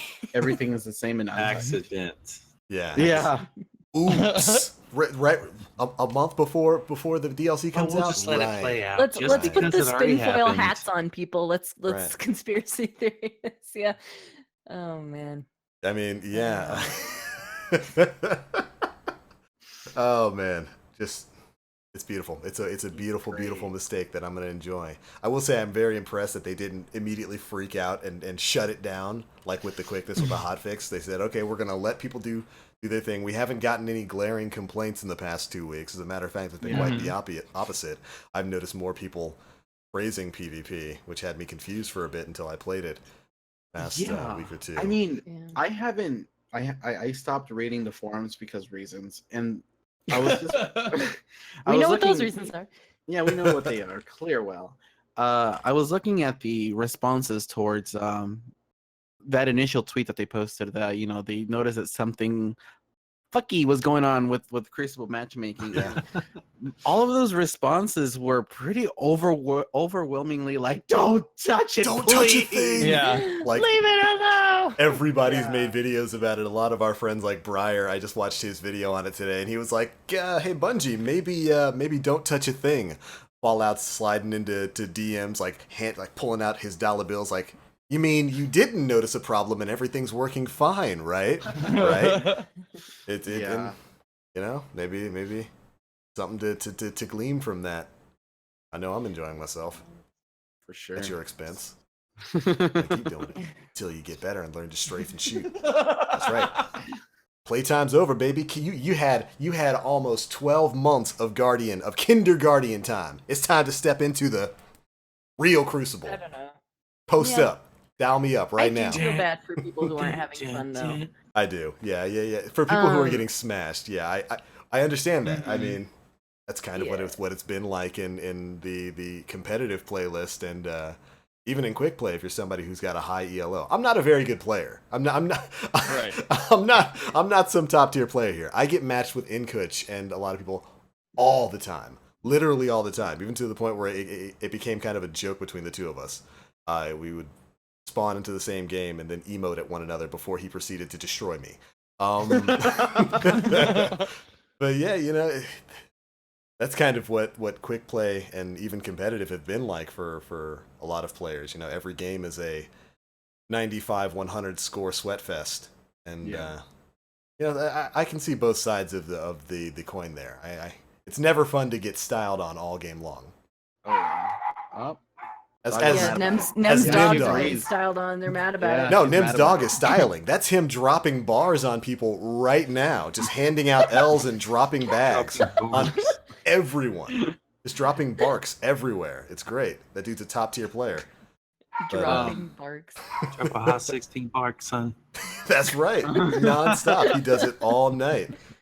But I get at this point, you can feel however you want to feel about it. We just have to Yeah. wait until they do something about it, and I'm glad that they're taking the wait and Yeah. see approach. I can appreciate that. We'll get through it. All I got. Yep. Is it time for questions, everyone? I think it's time for questions. Right on. Yo, Helmet Fire dropping sick barks in chat. This is the part of the show where you can throw some questions towards the host and, of course, towards our guest, especially towards the guest. This is the part we like this part of the show because we all get to be super quiet and let the guest take over absolutely everything. But It's not true, Cub. We won't do that to you. I won't do that to you. TBL might, but I I, might. will not. Thank you very much. not gonna lie to you. But I think I'll get us started here. So this is towards our guest, Big Cobb here. We've asked you a couple of questions throughout the stream, like gaming memories and stuff like that. Yeah. But obviously, Destiny is a special game for you, as it is Yes, for everybody Very here. special. So Yes. this is going to be maybe a multi-part question. Do you have a favorite Destiny memory, and what is your favorite exotic? Like out of the entirety of Destiny. Could be Destiny Ooh. 1, could be Destiny 2. Well, geez. I think some of my favorite memories are defeating raid bosses, like that Oh, feeling of like that weight lifting off of you, like I finally did it, Yeah. I think a lot of those are some of my better memories in Destiny. And as far as exotics, I would say Suros still holds a near and dear spot to my heart, the Suros Oh. regime. Just because it was my very first exotic ever. I grinded up until 4 minutes before Zur was supposed to take off, and I actually got it by beating the Nightfall back when it was like a guaranteed 9 coins or something you got for. Yeah. So that put me over at 4 minutes when I got there, and I got it. And I purposely passed on Galahorn in hopes that the following week he would have that cool auto rifle that I saw in the books. I didn't even know the name of it yet, and I got it, and we called it the butter stick because it just melted faces like from Right. the get-go. Yeah, Yeah. so that's 1.0 why I Suros. got it. That's why it Yeah. lives on me. Yeah, man, that's awesome. 1.0 I- Suros was incredible. That thing was Yeah, that was my incredible. first Crucible gun. I still use it now from time to time. It doesn't do too bad when it has this. What is it? The pickup, the speed. Spinning up, spun yeah, up, yeah. spun up, or spinning up. Yeah. Mhm. I That's have a actually pretty question cool. for you, Cobb, and I know the answer to it, but I just want to Okay. do this to make Dan super uncomfortable. What class do you main? Nowadays it's 33.33% per. Oh yeah. No, What's but in at your heart, heart though? at my heart, it's Warlock because that's what Yep. that's what I Correct. came up The with. trend continues. I'll see you guys Destiny later. 1, Have a Destiny good one. 1. Nice to see you. Nice knowing you. Well, The joke is, Cobb, that I was a long Destiny. distance void slinging Nova bombing yeah. Warlock. Man, Oh, that's same. right. That is where I live. But the joke is, Planet Destiny is functionally run by warlocks. This is a so warlock space. Dan Yeah. and Mega have to deal with it. So Yeah, Brady these Bunch are taps. I'm not these sure where are you are in the facts. thing, but oh my Oh man, I love Yes. that though. So favorite memories being the raid boss things. That was one of my favorite things about Destiny 2, actually. When you started Yeah. it up and it shows off like your first raid clears. Oh, Oh, yeah, man. you slap that puppy on. Everybody puts it on. You're still in orbit, loading up to go to the tower. That was great, man. That walk around the tower was just so exhilarating because Got the you're still armor. on the high of like beating the boss, and And people was walking up to you like, hours. "Oh, where'd you get that?" Gotta run the raid, bro. Gotta run the raid. First time I beat Oryx, we spent 6 hours just on his fight. oh my 6 god. hours. That is rough. Yeah. Yeah, that was like the similar experience with once Glowhu came out. If you walked Oh, around everyone was yeah. rocking it, running around. with in Glowhu in the towers, like you expected to get messages like raid. right? Nightlight Yeah. Guardians, baby. Oh Mhm. man, good memories with that. Absolutely good memories. So many good memories. First time I ever went in the vault, how the unknowing and like the sense of like journey to the center of the earth. That's what I always compare that raid to. Like it The felt like you were mystery. like, where am I going? And in the first time you do it, the thought just goes through your mind like, who discovered this? Like who? How do people know where to go already? Like it blows my mind. Like Figure out the Gorgon maze. What do you Yeah. mean? everything like so quickly. Even the new Whisper mission, within like an hour of someone discovering it, they had a how-to video, YouTube. Like it just took off. So Oh They man. spent 7 hours. Hats on off. that job. Yeah. Thank you guys for making my job easy. I just have to copy you. But yeah, Funny. dude, you touched on something really, really visceral and interesting there. I can remember the first time going into the Vault of Glass, figuring out the Spire thing with my raid team, fighting and getting it done, keeping the Minotaurs off of it, and then just having those doors open, and it's just a step into the unknown. yeah. Absolute mystery of it. Bungie nails environments with this game, and hmm that's probably one of my favorite things about Destiny.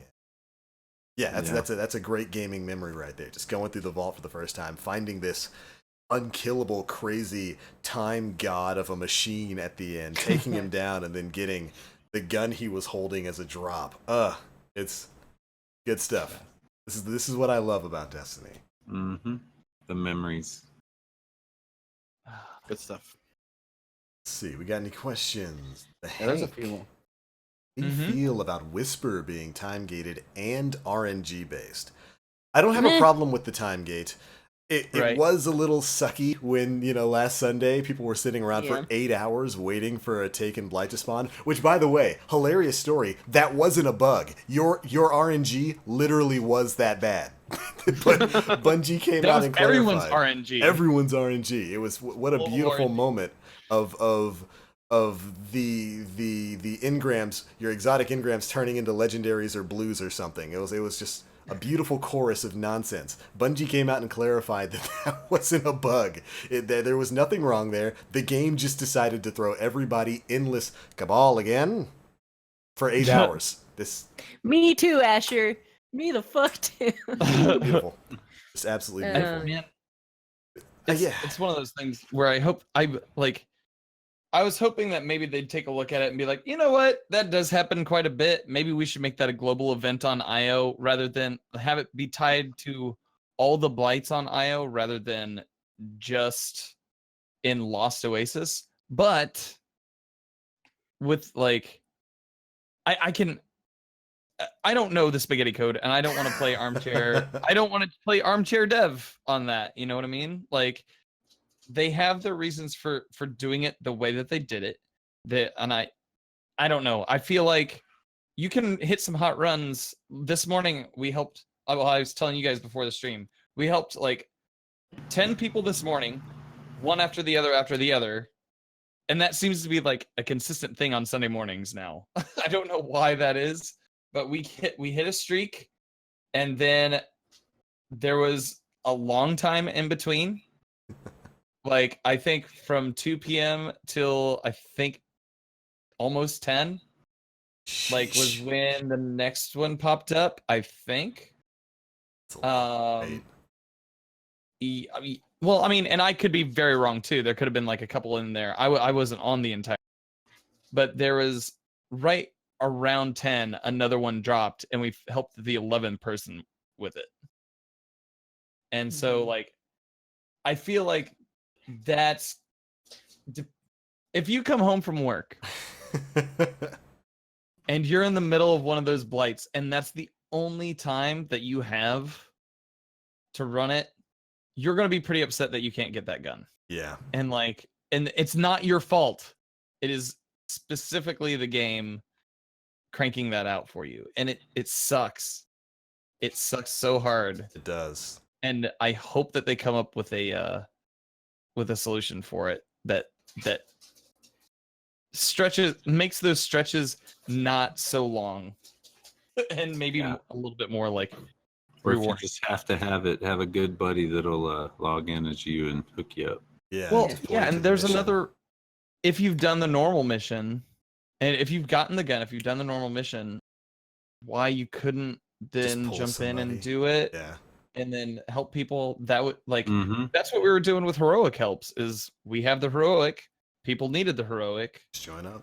run the heroic. You can Yep. start it at any time, and we were doing that in between when people were like were waiting for the blights. It was just pain, man. Yeah. Yeah. I mean, like I said, I don't have a problem with the time gating. Like, it being a weekend event, that doesn't bother me in the slightest. But yeah, the random nature of the Taken Blight spawning up, I absolutely agree. I Yeah. think it should have been like, you've completed it, boom, you get access to the mission, you can select the 400 version or whatever the normal version of it is, and then you can just pull people through. I think that would have been a better way. Yeah, a better way to handle this, because you're right, some people don't have 8 hours to sit back and wait to run this one mission to get a chance at a sniper Or rifle. have it like on a guaranteed cycle, like one out of every 4 public events will be that, Well, just so I mean, people know that they're going to get it within the hour. They're going to get a chance. How many locations on IO are there that can have a public event? Like, or on Lost Oasis, is it like 4 or 5? I think it's like 4. 3 or 4, yeah. Yeah. And like, to see, like, everybody knows where the Cabal one spawns now.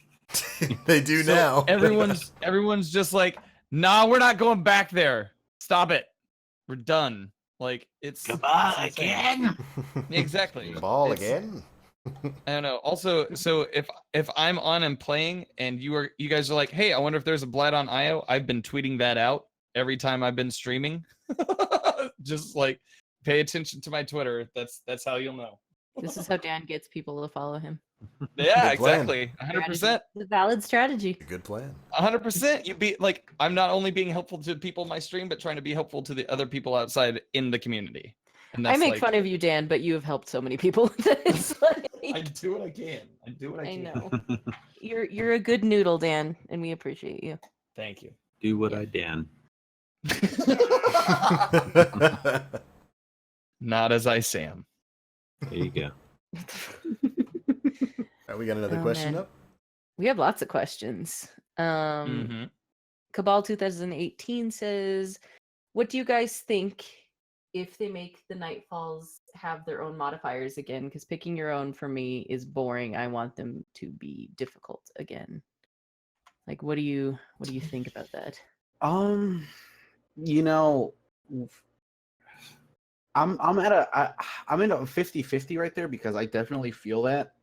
I remember going into the weekly reset, and it's like, oh, what's the nightfall this week?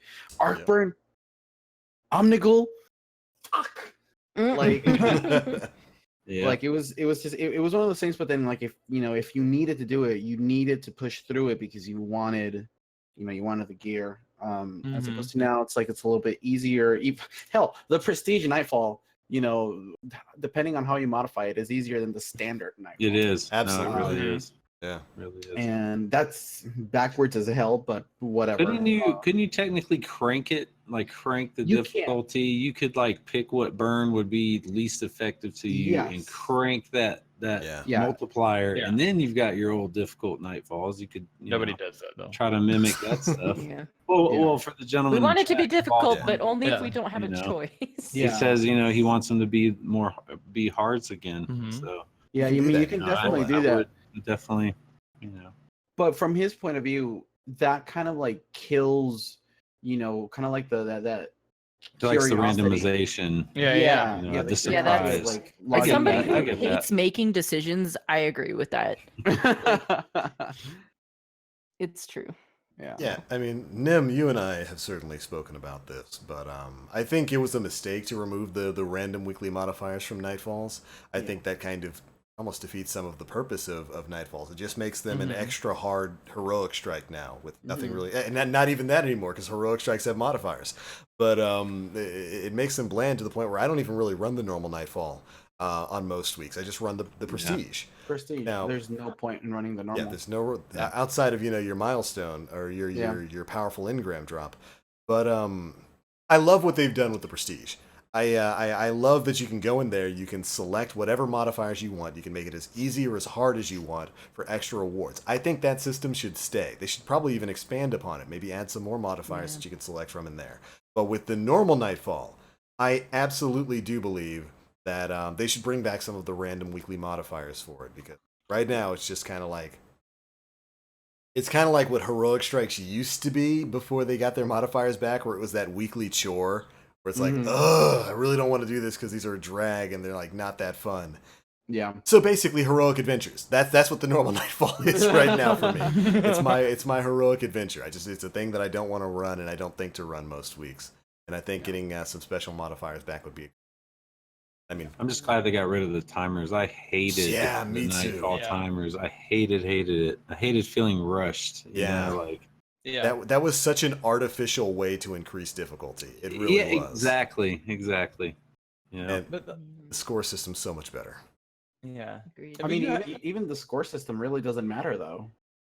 No, Because it doesn't really you- matter, but I yeah, like because you seeing can, it. you can farm like the DFA by just speed running the crap out of the Yeah. Nightfall without getting a high score. Crank up the singe, heavyweight, you're good. Yeah.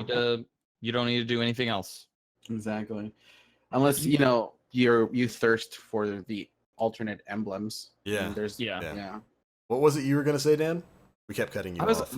I don't know. We have like I've done that more than enough tonight, I think. But like we have the I mean, with the Whisper of the Worm, like it works. Like Yeah. that recipe where you have an end goal and you have 3 bosses in that encounter. Yeah. And you have a timer that means something going forward. Correct. That recipe works. They just need it, like they don't have that recipe down for the Nightfalls and the other strikes yet. I feel like, Yeah. you know what I mean? Like that event felt specifically built for like a time and a place, and you have to be there. Nightfalls are just, since you can pick them up at any time, I don't know. Also, I don't know. thank you, live team, for the anomaly. Y'all are great. Great work. Good stuff. No. Who else wants to read a question? Let's see what do we got here. I got 3 tabs let's- open. Election TV. What was your first exotic? Suros for me. First D1 exotic, Yeah. hard Mhm. light. Boolean Gemini. Ooh. Super good advice in D1, I know, and that's in weird. D2, tractor cannon. Super good advice is great. I love that gun. And I love wish it. I wish LMGs were back in D2. Oh, how I wish those were a thing. Mhm. Technically, your first weapon should have been between Sweet Business Sunshot and Graviton Lance in D2. Mm. Shove it. Okay. Well, the first one that dropped First from drop. RNG. Yeah, my first RNG one was Hawk Moon. Yeah. So That's a pretty good first RNG drop. yeah. But I feel like I have to question you. Boolean Gemini was your first exotic. Yeah. Yeah, she started Was- like wicked late. I did know, not but start from the you realize how impressive that is, considering the amount of work you have to put in. That's actually more impressive. CBL, that's why than, like, I other made my things. friend do that entire That's a quest huge line quest with me, line. 'cause I was like, I need an exotic, and like the entire reason. That's Yeah, it. It's like That's all it was. there are people out there who don't know what the Boolean Gemini is because they never went through the Taken War quest line. Yeah. So Holy yeah, moly. no. Ooh, we got a really good question here from our friend Rotting Jackal We love Rotting Jackal in this house. for We do. for Cobb. He says, "Are you looking forward to the new world of Forsaken to get some fresh new landscapes and art styles to work with? In the Destiny universe, what is your favorite architectural style so far?"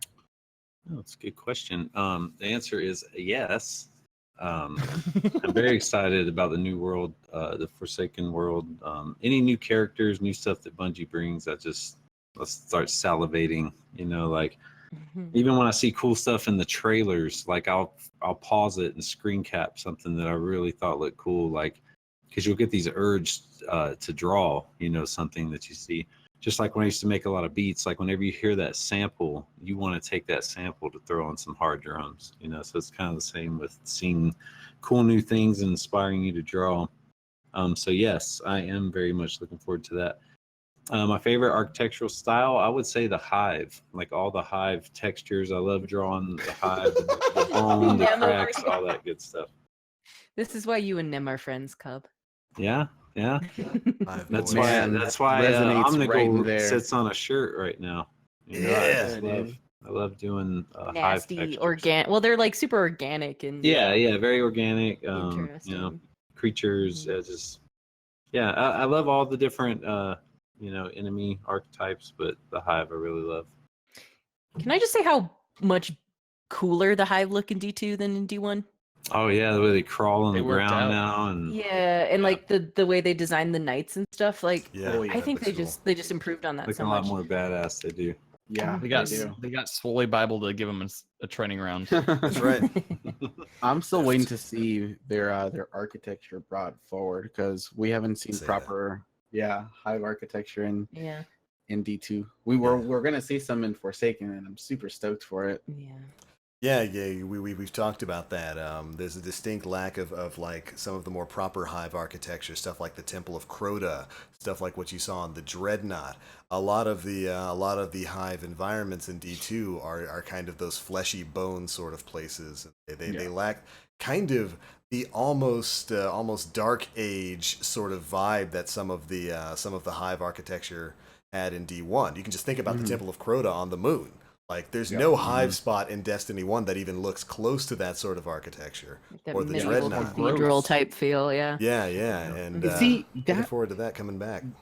that right there, and I may rant a little bit, and I apologize. That Right. right there, though, is one of the reasons why the hive just stand out to me as such an amazing like enemy race. Because when you think of Destiny as a whole, you think of Destiny as this shooter with space magic, and that's exactly what like the hive have. Like they have this, you know, they give you this medieval sense with their names: wizards, knights, acolytes, thralls, and you know all that stuff. Mhm. And then you combine that with like alien technology, but at the same time they have that mysticism with their rituals and their runes and their Yeah. magic. And when you combine all that, like that's why they're such a fascinating like race to me, because they take all of those elements and you get the hive, and that's that I love it, dude. Like that Well, is yeah, such a and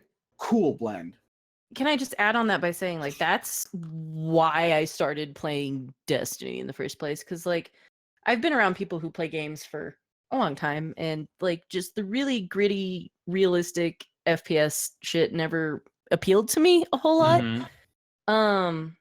But then I saw my friend running around with this magic fucking hat that looked like a ram skull and like throwing giant purple magic That'll do. bombs at people, and I was like, oh shit, how do I get me some of that? Like that's I just totally agree with you, Nem. That is such a bonus for sure, and that makes them like- very, very gives them a lot of depth and makes them really fascinating. The hive Exactly, in 'cause particular. don't get me wrong, like I think like their other enemy races are like really well designed, but I feel like all of them except for maybe the Fallen, but I feel like a lot of them are kind of like super straightforward. Like you got the Cabal as a super militarized race. Vex Yeah. are pretty mysterious as well, but you know their focus is time correction in their sense. Yeah. But then you know you have like the Fallen, which come from like another their own civilization that was like touched by the Traveler's Light, and then you have the Hive and all of their backstory. Like Yeah. Well, I we just and love we it. kind of in Forsaken we're gonna get again that depth with the Fallen because we know what they are. They're this race that kind of machinery is their religion, basically, right? Yeah. And with this whole like Mad Max Western vibe that they're gonna have with the new DLC, that's really gonna add on to. It's gonna be interesting to see. So yeah. and Geek Rant for me. I'm sorry, Nem got me going. Aesthetics in Destiny. It's some cool stuff. I mean, you're absolutely It's right important. there. Got the Roman aesthetics with the Cabal, the Cabal, the Greek aesthetics with the Vex and whatnot in their architecture. Medieval sort of vibe with the Hive, whatever Yeah. else the Fallen are. But yeah, the architecture and aesthetic and design has always been a high point in Destiny. They really nailed that mixture of high fantasy with space magic and all kinds of stuff. And I'm loving the injection of Western themes with Forsaken. Oh man, That's gonna I'm so be happy. cool. That's gonna be I'm cool. so hyped. Especially with Red Dead 2 on the horizon. I can't wait for that. Oh man. Somebody needs to make like a remix trailer with that song from The Good, the Bad, and the Ugly. What is it? The Ecstasy of Ecstasy the of Ecstasy Ecstasy of Gold. Yeah. Somebody needs to do that. If you don't do it, I will. That's Do why I it need a movie of the poncho. week. I need a poncho in Forsaken. I want to be the man with no name. That's Let my hunter wear a cowboy hat, Budgie. Same. Please let me be the man with no name. I'll take it. Pancho, please. Pancho, please. We have a lot more questions. Okay. Let's try to lightning round this. Can we petition Bungie to bring back Rift 2.0 with the Spire of Stars ball throwing mechanic from the helmet fire? I would like that. So That'd be cool. instead I'll of sign it. instead of Guardian football, we'll have Guardian basketball, maybe? I don't I'm know. down. What do you guys think? Would you like that? Guardian Ball. Guardian Ball. That Ball. would get me into Rift because I hated Rift. That would be fun. Yeah. Yeah. That'd be amazing. Yeah, if you could toss the ball, that would be that'd actually be super interesting how that would play out. That would take a lot of coordination for players. That'd be cool though. That's cool. Yeah, I'd play it. Me too. Quasi Kyle asks, "Am I the only person who hates Glow Who?" Yes. Okay. Just Let me say though, if you are a Titan main, it's completely valid if you hate Glow Who, because that does nothing for you. But if you're a Warlock who hates Glow Who, what's wrong with you? Come Stop on, it. man. Like, Get some help. do you hate fun? You stop Get it. some Get help. some help. Helmet Fire, given all the current info that's out there, who do y'all think the raid boss will be? Well, we had this discussion not so long ago, actually. It's a demented queen who's like half destroyed, half cybernetic that they brought Ooh. back from death, and Uldron. The Taken Queen. Yeah, yeah, exactly. She's gonna be this sick. big, like, like the alien queen. Just this- Savafood. Kind she's of. been brainwashed by Uldron, and like they already kind of have the big fallen peeps. It's either her or Eris Morn. I think it's a female. It's gonna be a badass female, or That'd be Oryx's grandma. You're lining Nana right up with Nocris. Mim's Just going special right up theory. the family Nocris. tree And there. Nocris. Nana Nocris. You're Oh, lining God. right up with Mim's his fan theory with his his fan novels. My scriptures. That's right. I could go down a complete wormhole with this question, but I won't. Is that course. a Oh, Whisper the Worm joke? see what or- I did there? Yeah, no, it's unintentional. Uh, Old Granny Fundament. Right, that's who you're fighting. You come back here with that darkness, young man. That's right. Get clapped by Granny. Oh my god. Full Wow. teamwork. Quasi Kyle asks, question: if Bungie gave us the ability to design our own ornaments, how long until Moon paints the ram? Immediately. That would have happened like Yeah. 6 months, six Day or 7 one. months ago. Yep. Yep. Yeah. What would you guys make an ornament for if you had to make an ornament for an exotic? Oh What my would it be god. like? That's a fantastic question. Man. That's a- Holy crap. Difficult. That's a heavy. All right, take a current weapon that exists in Mm. D2. Okay. Yeah. And make it hive. I would do the Suros and paint it exactly like I did the Thorn, the Bloodlust Thorn. Bloodlust. Black and red. Ooh, That'd be yeah. good, that'd be That would be good. nice. Pretty much any Mhm. gun in Destiny I would paint that way. Bloodlust I would- everything. I would take the Telesto, give it like a purplish chromatic like look to it, and on the little back part where you kind of see the fusion energy, have the same effect that the Graviton Lance Galaxy thing. Oh, on there. yeah. And the That's Cosmo cool. shell. Yeah, Yeah. yeah. Ooh, Exactly. I would have that on there. That'd be That'd be cool. Yes. All right. What do you think? Should we wrap it up? Rotting Jackal in chat. Oh, Fun fact: Nem actually writes fan fictions on stone tablets in Hive runes. The granite quarry by his house is very pleased. Most loyal customer. That's right. sounds I love accurate. you, buddy. Yep. All right, So- I think that might be an episode. I think that might be it. It's not going to get much Full better episode. than Nim pinning Hive fan fiction on a bunch of granite. I don't think we can top that. So, thank you so much, ladies and gentlemen, for tuning in to episode 164 of the Planet Destiny podcast. A very special guest to our a very special thanks to our guest Cobb. Welcome yes. and thank you for joining us tonight, man. Thank We you guys. finally got him. Much We've been trying to appreciated. get Yeah. Anytime. Much appreciated. Great I had- having you on, I had man. Fun. Yeah. Yeah, it's great being on. Super fun. Hang out with you guys. You've got some Appreciate fantastic stuff. Make sure you guys go appreciate check out Cobb all across the internet. We've got his links down there in the chat. Go buy a shirt. He makes good shirts. Yeah. Really good shirts. Yeah, Cobb, Tim's wearing why them. don't you tell everybody where we can find you? No shirt. All of my socials are at KobOneArt, KobOneArt. If you're interested in any artwork or designs, email me, KobOneArt@gmail.com. My Twitch has links to everything and everywhere. So twitch.tv/KobOneArt. And if you scroll down, I have a tool section that shows what I use on my streams. I have links to my YouTube with time-lapse videos, links to my Teespring with lots of shirt designs, cell phones, pillows, posters, all that jazz. So yeah. It's amazing stuff. Make sure you Use go that. and check it out. Thanks once again for joining us tonight. It was great having you here. But all right, Hey man, thank you guys. we're going to go ahead and get on out of here. But first things first, we're going to let you know where you can find us across the internet and what we've got going on over the course of the week. That was Cobb. Mr. Nim Plays. Where you at, man?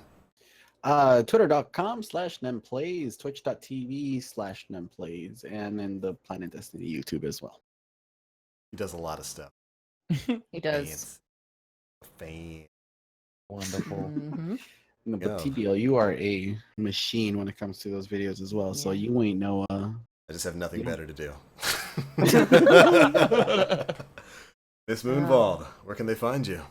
You can find me at twitter.com/moonvald as well as twitch.tv/moonvald. And that's about it. Right now. For now. Right now. Just right now. Just right now. Yeah. Dan, what about you? You can find me on Twitter at Danfinity, but the I's are L's. You can also find me twitch.tv/Danfinity, and here on the Planet Destiny channel on Thursdays. Hopefully, given my new work schedule, we'll see what happens with that. You can also find I have a podcast called Side Quest Sunday that comes out every Sunday, and this week's guest was Dr. Lupo and Moonvold and Molly May as me were co-hosts on that episode a Yeah. few months back. That is a And stacked show. Such Yeah, a good it's- dude. Really Yeah, he's a fun. great guy. Lupo is a stellar human being. going through and editing that episode, I couldn't stop from laughing because we'd had that conversation a couple months back and I didn't remember most of it. Listened back through to it and it was brand new all over Oh, again. yeah. It was so good. It was so good, man. Can confirm. Have TVL. listened to Side Quest Sunday. It's hilarious. Great Yes. show. Oh, But check thanks, it out. man. Dan, you are a great entertainer. We're happy to have you as a part of the team. Yes, you I do are. what I can. I do what I can. I don't know Yeah, why we're we're Indiana yeah, coming out TVL, there. TVL. Does what he can. Well, my name is the Black Link. You can find me basically all across the internet at the Black Link, Twitch, Twitter, YouTube, all at the Black Link. I mean, judging from the voice, you wouldn't expect that my name would be the Black Link, but that's what it is. And of course, you can find me over on that Planet Destiny YouTube channel, putting out videos and everything that I can think of and put out for you people. I'm fixing to go make me a sandwich right now, so that's going to be it for the Planet What kind Destiny of sandwich? podcast. And What kind of sandwich? I'm gonna go make me a ham sandwich, maybe get some turkey. Got some pig's feet up there. I might cut it up a little bit, toss it in there with some Malays. Oh my God. It's not too bad. Wonderful. It's a good sandwich for 12:45 at night. You know, when you're getting the midnight hungers, something rumbling in your tummy, and you want to roll on out of bed. Get You out the set gotta and get it something yourself. to eat. There you go. You got to get something to eat. Just roll it on onto the sandwich. That's it. That's it right there. Well, Cobb is so done with us right now. thank you. Thank you so I'm much just for enjoying it. That's it for this one. We'll catch you That's where I Guardians grew up, next week. voices like that. That's right. That's right. Right there. Do it right there. Some good old Southern country boys eating sandwiches at 12:45. That's it. We'll catch you Guardians next week.